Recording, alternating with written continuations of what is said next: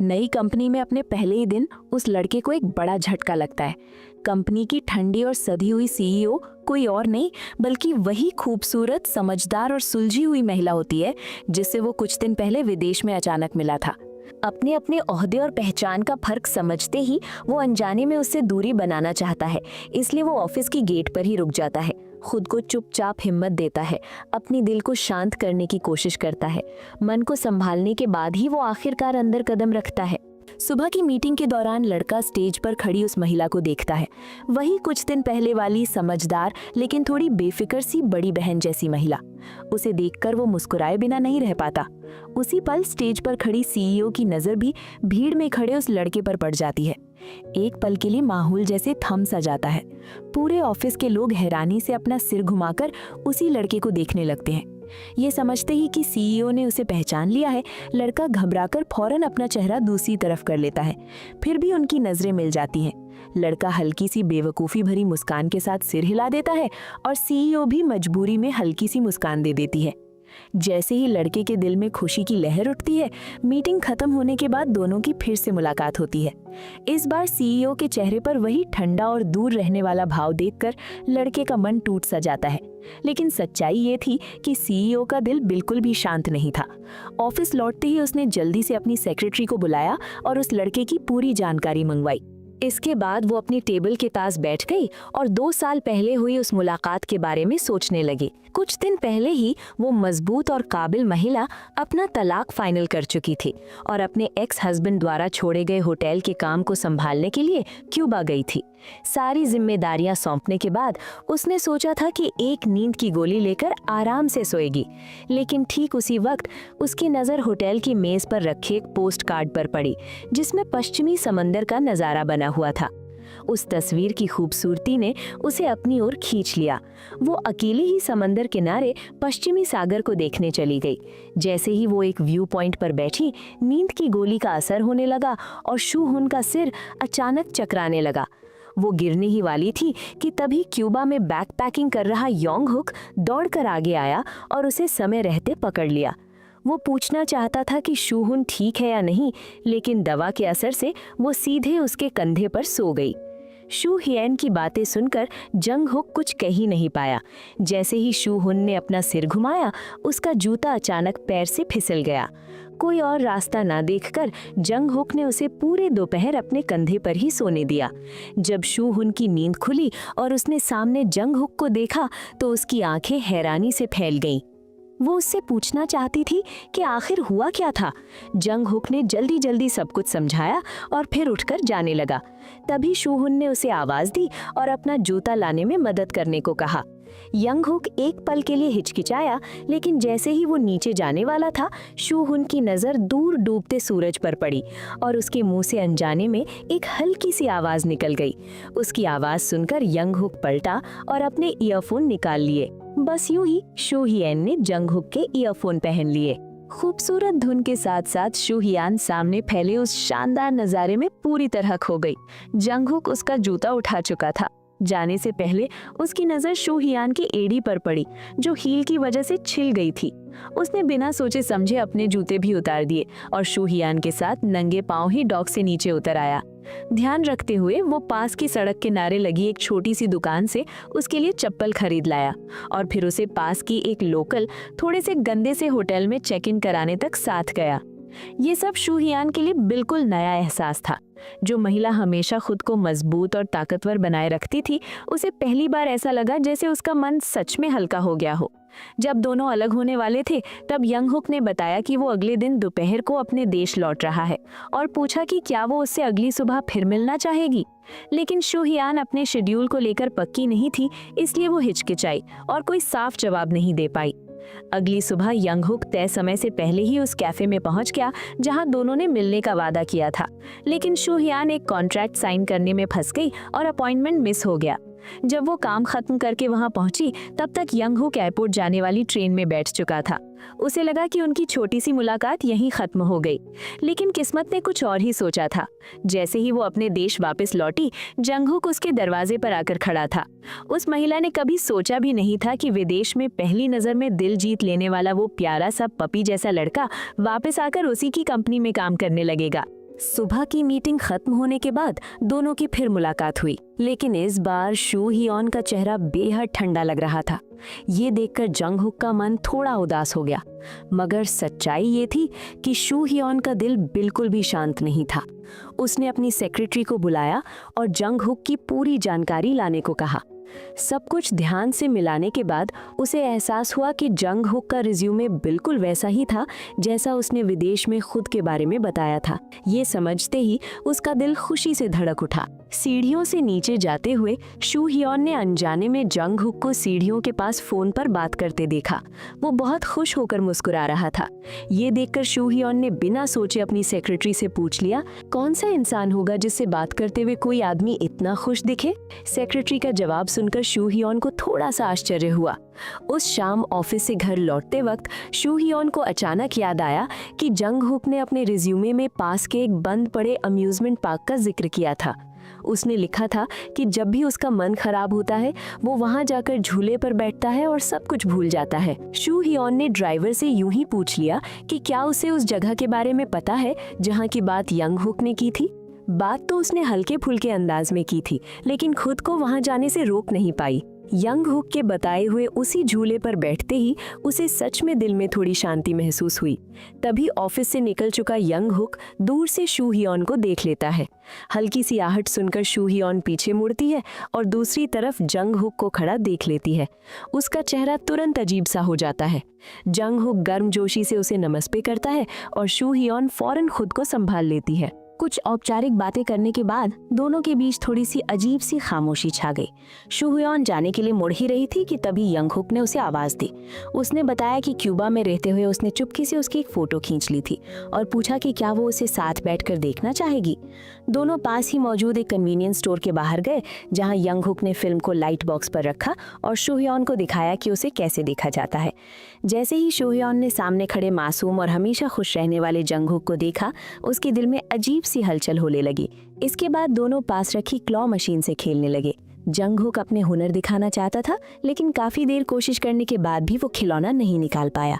उल्टा शू हियॉन ने पहली ही कोशिश में खिलौना निकाल लिया।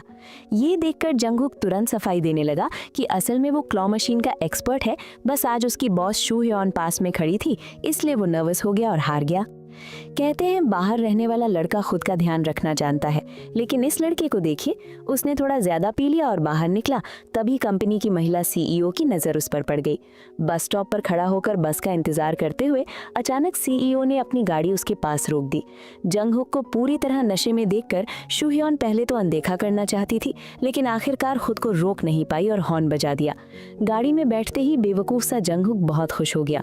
वो डिनर की सारी मस्ती बताते हुए अपनी टाई की जिप खींच कर शू हियॉन को दिखाने लगा कि ये कितनी आसान है। उसकी मासूम हरकतें देखकर शू हियॉन तुरंत पिघल गई। बातें करते करते दोनों जल्द ही जंगहुक के घर के सामने पहुंच गए।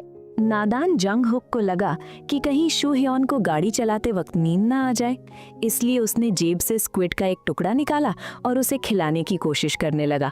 शूहुन ने तुरंत उसका हाथ पकड़कर रोक दिया, लेकिन जंगहुक भावुक होकर अजीब हरकतें करने लगा। मजबूरी में शू हियॉन को उसे खिलाने देना पड़ा। कहते हैं कि लोग स्क्विड की खुशबू तक पहचान लेते हैं। अंदर ही अंदर जंगहुक पूरी तरह घबरा गया। अगले दिन ऑफिस पहुंचते ही वो सीधा शू हियॉन के पास माफी मांगने चला गया। शू हियॉन ने पहले उसे हैंगओवर की दवा दी और फिर उसे याद दिलाने लगी कि कल क्या क्या हुआ था। वो ग्रे रंग की ऊनी पैंट थी ना, आप पर बहुत अच्छी लग रही थी मिस्टर किम जुनयांग। और वो जूते और टोपी भी लिंक वाले थे क्या? ये सुनकर जंगहुक शर्म से जमीन में गड़ जाना चाहता था। उसने फिर से माफी मांगी, लेकिन शू हियॉन ने कहा कि इसकी कोई जरूरत नहीं है।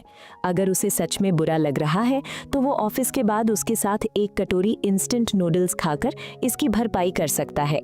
रास्ते में शू हियॉन ने मजाक करते हुए पूछा, आज तुमने मेरे मुंह में स्क्विड ठूंसने की कोशिश क्यों नहीं की? चाहे मेरी कितनी भी बेइज्जती हो जाए, मैं फिर भी मना कर दूंगी। जंगहुक ने जवाब दिया, डायरेक्टर, आपकी जुबान सच में बहुत तेज है। ये सुनते ही शू हियॉन जोर से हंस पड़ी। गाड़ी से उतरने से पहले उसने सोच समझकर अपनी टोपी पहनी और फिर दोनों साथ में नूडल शॉप चले गए। ये उनकी पहली आधिकारिक डेट थी। पूरा दिन दोनों के लिए बहुत अच्छा गुजरा। जब यंग हुक जाने लगा तो उसने प्यार से अपना फ़ोन नंबर अपने हाथ पर लिखा और शू ह्योन के फ़ोन से उसकी फ़ोटो खींच ली। उसे लगा कि इतनी तेज़ रफ्तार से सब आगे बढ़ रहा है तो शायद दोनों बहुत जल्द एक दूसरे के हो जाएंगे। लेकिन अगले ही दिन जैसे ही जंगहुक कंपनी पहुंचा, पूरे ऑफिस में एक धमाकेदार स्कैंडल फैल चुका था। जो महिला सीईओ कुछ समय पहले ही तलाक से गुजरी थी, उसके बारे में अफवाह उड़ गई कि वो कंपनी के अपने ही प्यारे से जूनियर के साथ रिलेशनशिप में है। ये खबर सुनकर पूरे ऑफिस में हड़कंप मच गया। हालात इतने बिगड़ गए कि शू ह्योन की एक्स हस्बैंड की माँ खुद उसके पास आ पहुंची। उसने शू ह्योन को सख्त चेतावनी दी कि अगर उसने इस मामले को जल्दी नहीं सुलझाया तो उस पर परिवार की इज्जत खराब करने और तलाक के बाद बांटी गई प्रॉपर्टी का गलत इस्तेमाल करने का केस कर दिया जाएगा। उसका साफ मकसद होटल को वापस लेना था। शू ह्योन ने समझाने की कोशिश की कि वो और जंगहुक सिर्फ ऑफिस के आम सहकर्मी हैं, लेकिन उसकी पूर्व सास ने सीधे जंगहुक की पर्सनल फाइल और दोनों की साथ वाली तस्वीरें उसके सामने रख दी। शू ह्योन ये कहकर जवाब देना चाहती थी कि वो पहले ही तलाक ले चुकी है, लेकिन अपनी पूर्व सास की बातें सुनते ही वो चुप हो गई। वो अच्छी तरह जानती थी कि तलाक के बाद भी दोनों परिवारों के बिजनेस रिश्ते उसे अब भी जकड़े हुए हैं। पूर्व सास ने साफ शब्दों में कहा कि अगर शू ह्योन ने 3 दिनों के अंदर जंगहुक को नौकरी से नहीं निकाला तो जो फेरीटेल होटल उसे मिला था उसका नाम बदलकर किसी और के नाम ट्रांसफर कर दिया जाएगा। लेकिन शू ह्योन को ये नहीं पता था कि ये स्कैंडल असल में उसी की पूर्व सास ने मीडिया में लीक करवाया था और इस साजिश में शू ह्योन की अपनी माँ भी शामिल थी। दोनों चाहती थीं कि शू ह्योन चुपचाप होटल छोड़ दे और वापस अपने एक्स हस्बैंड के पास चली जाए। अगली सुबह शू ह्योन की माँ कंपनी आई और उससे मिली। उसने बताया कि उसने और पूर्व सास ने मिलकर तय किया है कि मीडिया में जंगहुक को एक गंदा पीछा करने वाला इंसान बताया जाएगा और सारा दोष उसी पर डाल दिया जाएगा। ये सुनते ही शू ह्योन का गुस्सा फूट पड़ा। वो किसी भी हाल में उस मासूम जंगहुक को अपने कारण कुर्बान नहीं कर सकती थी। माँ से जोरदार बहस के बाद और कोई रास्ता ना देखकर शू ह्योन को उसी इंसान के पास मदद के लिए जाना पड़ा जिसके पास वो कभी नहीं जाना चाहती थी, अपने एक्स हस्बैंड के पास। जब युक ने शू ह्योन की गुहार सुनी तो उसके चेहरे पर एक कड़वी मुस्कान आ गई। शुरुआत में उसे लगा था कि ये सिर्फ एक बेवकूफ़ी भरा स्कैंडल है, लेकिन अब शू ह्योन को इतना परेशान देखकर उसके दिल में जलन भी हुई। फिर भी उसने मदद करने का फैसला किया। सच्चाई ये थी कि युक आज भी शू ह्योन से बहुत प्यार करता था। शादी के बाद उसने देखा था कि उसकी अपनी माँ कैसे लगातार शू ह्योन को दबाती और इस्तेमाल करती रही। शू ह्योन कभी भी उसके साथ खुश नहीं रह पाई और यही वजह थी कि युक ने तलाक का बहाना ढूंढ लिया। एक दिन एक लग्जरी बुटीक में युक को एक ड्रेस पसंद आई, लेकिन जब उसने स्टाफ से पैक करने को कहा तो सेल्स असिस्टेंट ने बताया कि वो ड्रेस पहले ही किसी और ने रिजर्व कर ली है। बेबसी में युक मुड़कर जाने लगा। सेल्स असिस्टेंट को लगा कि शायद युक सब कुछ खरीदना चाहता है। वो झिझकते हुए मुस्कुराया, ब्लैक क्रेडिट कार्ड लिया और पेमेंट पूरा करने के बाद युक बाहर निकल गया और तुरंत शू ह्योन की सेक्रेटरी को कॉल किया। लेकिन सेक्रेटरी ने बताया कि शू ह्योन शहर से बाहर बिजनेस ट्रिप पर गई हुई है। ये सुनकर युक के पास और कोई रास्ता नहीं बचा और उसने तोहफा शू ह्योन की कंपनी के फ्रंट डेस्क पर भिजवा दिया। उस दिन मिलने के बाद युक के दिल में शू ह्योन को वापस पाने की इच्छा जाग उठी, लेकिन वो समझ नहीं पा रहा था कि ये बात कैसे कहे। पार्किंग से निकलते वक्त उसने अचानक शू ह्योन को एक कार्गो ट्रक से उतरते देखा जिसके साथ एक आदमी बैठा था।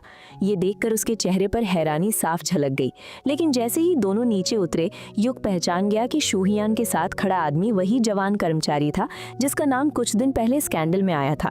दूर से दोनों को साथ देखकर युक के दिल में दबी हुई जलन एक बार फिर उफान मार गई, लेकिन उसे ये बिल्कुल अंदाजा नहीं था कि हालात यहाँ तक पहुँचने की असली वजह उसकी अपनी माँ थी। 2 दिन पहले की बात थी जब शू ह्योन ने अपनी माँ से कहा था कि वो उसके और जंगहुक के बीच फैले स्कैंडल को शांत करवाने में मदद करे, लेकिन जब माँ का मकसद पूरा नहीं हुआ तो वो अंदर ही अंदर और नाराज हो गई और उसने चुपचाप एक नई चाल चल दी। उसने सीधे उस आर्टिस्ट से संपर्क किया जो शू ह्योन के होटल में आर्ट एग्जीबिशन करने वाला था और उससे कोलैबोरेशन कैंसिल करवा दिया। जब शू ह्योन को इस बारे में पता चला तो वो बिना किसी को बताए अकेले ही दूसरे शहर चली गई ताकि खुद आर्टिस्ट से मिलकर बात सुलझा सके। शू हियन के अंकल को पता था कि वो इन दिनों ठीक नहीं है। ये बात उन्होंने सेक्रेटरी से सुनी थी और उन्हें याद आया कि जब भी शू हियन जिंग हुक के साथ होती थी वो सच में खुश दिखती थी। इसलिए उन्होंने सीधे जिंग हुक को फोन किया और उसे साथ चलने को कहा ताकि वो शू हियन का मन हल्का कर सके। जैसा उन्होंने सोचा था वैसा ही हुआ। जिंग हुक के साथ होने से रेत में बच्चों की तरह खेलना भी दोनों के लिए बेहद मजेदार बन गया। शू हियन के पिता ने फोन करके उसकी तबीयत पूछी और अंकल दूर से दोनों को देखते रहे। उस शाम होटल लौटने के बाद बातों बातों में जिंग हुक को पता चला कि शू हियन हर रात बिना नींद की गोली लिए सो ही नहीं पाती। ये सुनकर उसका दिल भर आया। रात को बिस्तर पर लेटे हुए वो बार बार करवट बदलता रहा। उसे नींद नहीं आ रही थी। तभी रेडियो पर किसी ने एक गाना रिक्वेस्ट किया जो उसे बहुत जाना पहचाना लगा। वही गाना जिसे उसने और शू हियन ने क्यूबा में साथ सुना था। उसे याद आया कि शू हियन के अंकल ने बताया था कि उसे देर रात रेडियो सुनना पसंद है। तभी जिंग हुक समझ गया कि गाना उसी ने रिक्वेस्ट किया होगा। उसे एहसास हुआ कि इन लंबी और अकेली रातों में वे दोनों एक दूसरे को ही याद कर रहे थे। दिल में जोश और हिम्मत भरकर वो आधी रात को घर से निकल पड़ा और पड़ोसी का दरवाजा खटखटाकर उनसे एक ट्रक उधार ले लिया। वो शू हियन के पास जाना चाहता था और खुलकर अपने दिल की बात कहना चाहता था। जब उसने शू हियन की बातें सुनी तो यांग हुक को थोड़ा गुस्सा भी आया। उसे लगा कि अगर वे सिर्फ दोस्त ही हैं तो उनके बीच इतना उलझा हुआ रिश्ता नहीं होना चाहिए।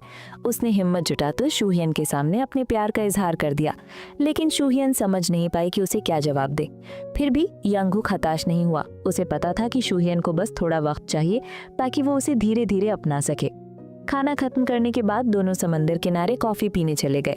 हवा तेज चल रही थी तो यांग हुक ने अपनी जैकेट उतारकर प्यार से शू हियन के कंधों पर डाल दी। फिर वो खुद ज्यादा ही रोमांटिक बातें करने लगा। शू हियन घबरा भी रही थी और उसके आकर्षण में बह भी रही थी। तभी यांग हुक ने सिर झुकाया और नींद का बहाना करते हुए सीधे उसके कंधे पर सिर रख दिया। उस पल शू हियन का दिल जैसे अंदर ही अंदर उछलने लगा। उसने धीरे से यांग हुक से कहा कि वो उसे इसलिए स्वीकार नहीं कर पा रही क्योंकि वो डरती है कि अगर वे सच में साथ आ गए तो उसका परिवार बीच में आ जाएगा और अगर ऐसा हुआ तो शायद वे दोस्त भी नहीं रह पाएंगे। लेकिन उसे नहीं पता था कि उसकी कही हुई हर एक बात यांग हुक ने सुन ली थी। अगले दिन ऑफिस में यांग हुक को अचानक अपने सहकर्मियों से पता चला कि कल शू हियन का जन्मदिन है। ये सुनते ही काम खत्म होने के बाद वो उसके लिए तोहफा लेने मॉल दौड़ पड़ा। लेकिन जब वो घर जाने के लिए बस का इंतजार कर रहा था तभी रास्ते से गुजर रही शू हियन की नज़र इस पर पड़ी और वो एक पल के लिए ध्यान खो बैठी, जिससे उसकी गाड़ी से हल्की सी टक्कर हो गई। जैसे ही शू हियन गाड़ी से बाहर निकली यांग हुक दौड़कर उसके पास पहुंचा। वो उसके सामने खड़ा हो गया और तुरंत हालात संभालने लगा। शू हियन की हालत ठीक न देखकर उसने उसका हाथ पकड़ा और उसे जबरदस्ती आगे वाली सीट पर बैठा दिया। घर पहुंचने पर शू हियन उतरना चाहती थी लेकिन यांग हुक ने उसे 1 मिनट रुकने को कहा।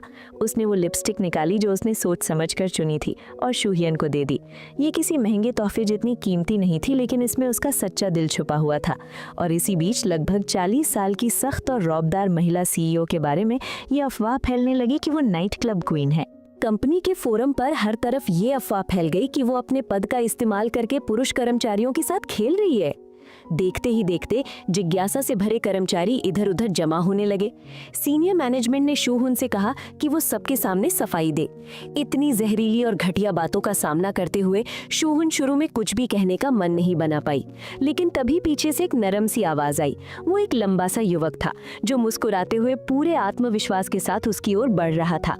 जो आदमी उसके लिए खड़ा हुआ था उसे देखकर शू हुन की आंखों में चमकते हुए आंसू आ गए।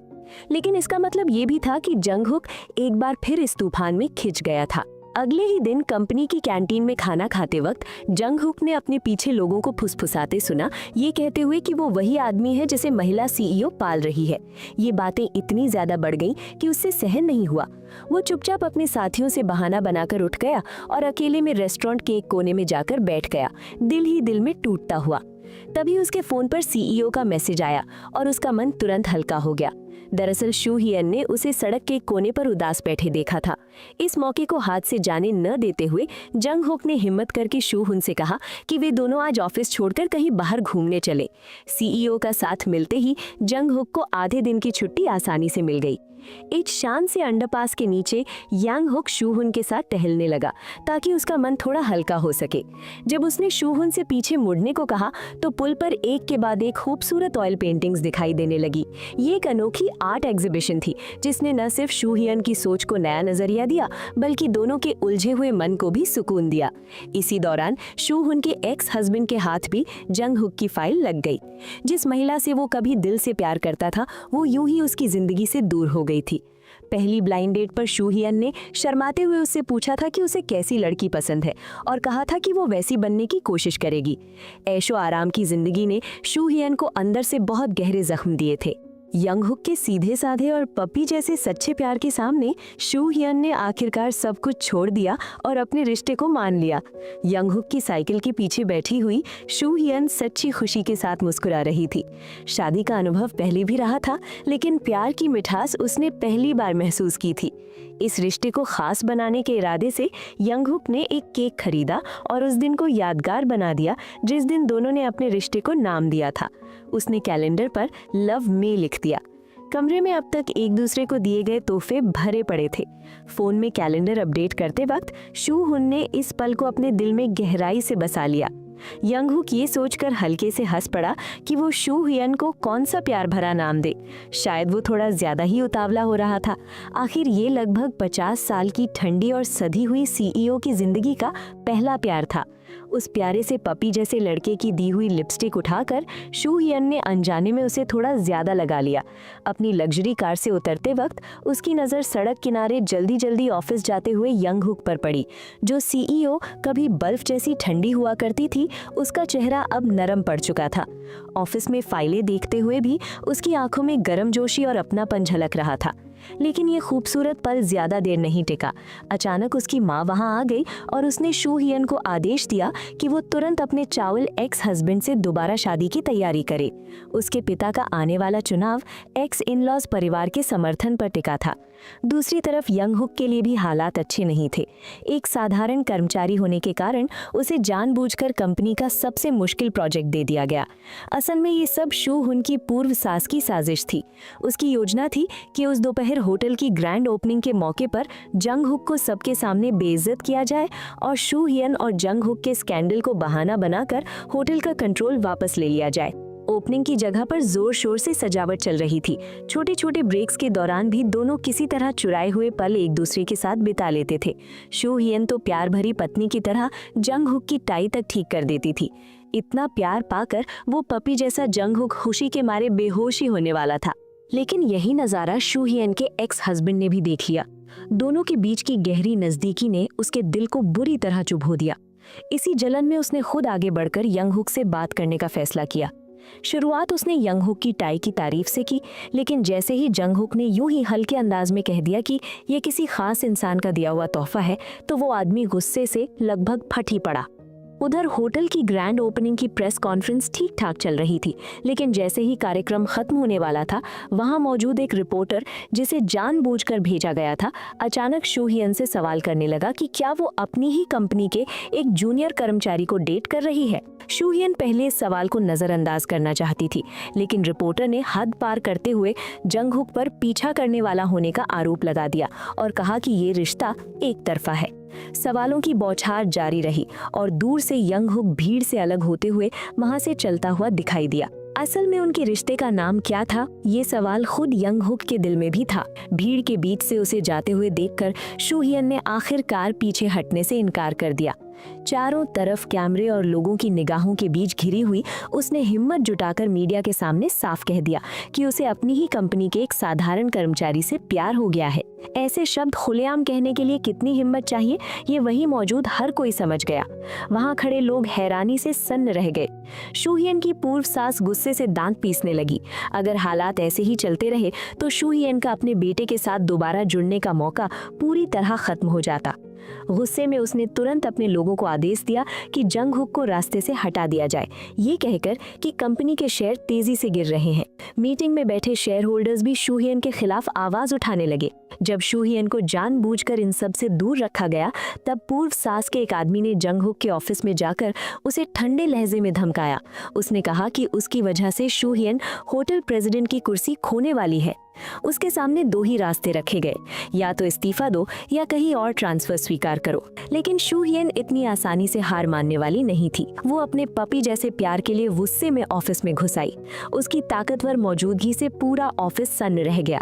किसी ने उसकी बिजनेस ट्रिप का फायदा उठाकर उसी लड़के का ट्रांसफर कर दिया था जिसने बार बार उसका दिल जीता था। पूर्व सास के सहारे खुद को सुरक्षित समझने वाला वो कर्मचारी भी बेखौफ था, लेकिन शू हियन ने उसे ठंडे स्वर में चेतावनी दी कि आज से वो अपनी पूर्व सास के खिलाफ खुली जंग छेड़ रही है। उसी वक्त गहरा जख्म खाए हुए जंगहुक ऑफिस के बाहर आ पहुंचा। सेक्रेटरी को लगा कि वो शिकायत करने आया है, इसलिए वो दरवाजा खोलना नहीं चाहती थी। लेकिन वो ये नहीं समझ पाई कि जंगहुक शूहुन से कितना प्यार करता है। शूहियुन उसे हेडक्वार्टर से ट्रांसफर होने से रोकना चाहती थी, लेकिन जंगहुक जानता था कि पूर्व सास से टकराना शूहियुन की मुश्किलें और बढ़ा देगा। वो नहीं चाहता था कि वो उसके लिए इतना बड़ा खतरा उठाए। जिस जगह उसका ट्रांसफर होने वाला था, उसे ऑनलाइन देखते हुए जंगहुक के दिल में अजीब सी टीस उठी। उसे एहसास हुआ कि अब वो शूहियुन से पहले की तरह आसानी से नहीं मिल पाएगा। फोन पलटते हुए उसे अचानक ध्यान आया कि उसके पास शूहियुन की एक भी फोटो नहीं है। तभी उसके मन में एक साहसी ख्याल आया, वो उसे देखने दौड़ पड़ेगा। पूरी बोतल पानी पीने के बाद भी उसे प्यास लग रही थी, लेकिन आखिरकार वो शूहियुन के सामने खड़ा था। उसने उससे पूछा कि क्या उसका यूं अचानक सामने आ जाना उसे सच में पीछा करने वाला बना देता है, जैसा लोग कहते हैं। इस पर शूहियुन ने नरमी से जवाब दिया कि वो उसे पीछा करने वाला नहीं, बल्कि बॉयफ्रेंड जैसा लगता है। हल्की छेड़छाड़ से लेकर बॉयफ्रेंड कहलाने तक जंगहुक भावनाओं से भर गया। इस पल को यादगार बनाने के लिए उसने फोन निकाला और दोनों की पहली साथ वाली फोटो खींच ली। जल्द ही उनके बिछड़ने का दिन भी आ गया। दोनों में से कोई भी अलग नहीं होना चाहता था। जंगहुक शूहियुन को पार्क में टहलाने ले गया। इस दर्द भरे लेकिन अटूट रिश्ते को सोचते हुए शूहियुन की आंखों से आंसू बहने लगे। घर लौटकर जिसने कभी खाना नहीं बनाया था, वही शूहियुन अब जंगहुक के लिए डिनर बनाने में लगी हुई थी। जंगहुक ने पीछे से आकर उसे प्यार से थाम लिया। ये दिल तोड़ने वाला प्यार आखिर उन्हें कहाँ ले जाएगा, ये कोई नहीं जानता था।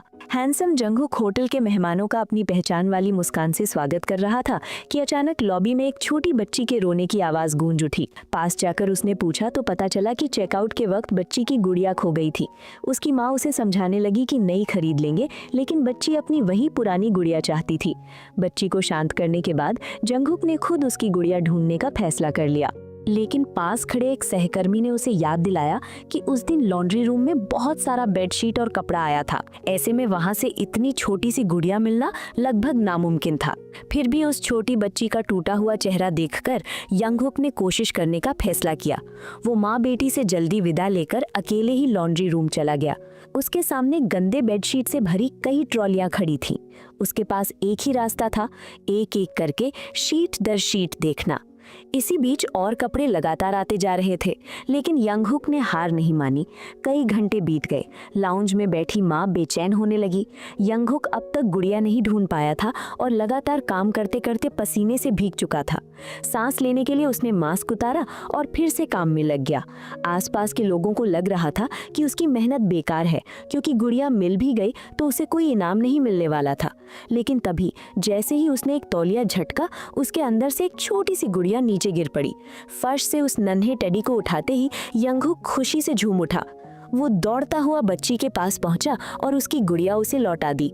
अपनी खोई हुई गुड़िया वापस देखकर बच्ची का चेहरा खुशी से चमक उठा। इस नेक दिल और केयर करने वाले युवक ने अपनी सच्ची सेवा से वहां मौजूद हर किसी का दिल छू लिया। उसी वक्त एक कैमरे ने काम करते हुए उसका ध्यान से भरा चेहरा कैद कर लिया। फोटो लेने के बाद उस बच्ची की मां ने होटल मैनेजर को अपना विजिटिंग कार्ड दिया। मैनेजर हैरान रह गई, क्योंकि वो एक ट्रैवलर मैगजीन की रिपोर्टर थी। कुछ ही दिनों बाद होटल के हेडक्वार्टर में एक बड़ी खबर फैल गई। जंगहुक की इस दिल छू लेने वाली हरकत की वजह से उनका होटल ट्रैवलर मैगजीन में छप गया और उसे साल का सबसे ज्यादा सिफारिश किया जाने वाला होटल घोषित किया गया। ट्रैवलर मैगजीन में चुना जाना हर होटल प्रोफेशनल का सपना होता है।